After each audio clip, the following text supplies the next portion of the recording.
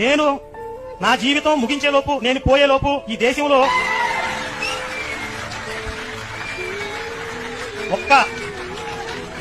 ఒక్క పాస్టర్ గాడైనా, ఒక్క zombie virus అన్న మిగిలిపోతాడేమని భయపడుతూ ఉంటాను ప్రతి క్షణం. నేను నా జీవితం ముగించేలోపు, నేను పోయేలోపు ఈ దేశంలో ఒక్క చర్చ అయినా మిగిలిపోతామని భయం ఉంది నాకు.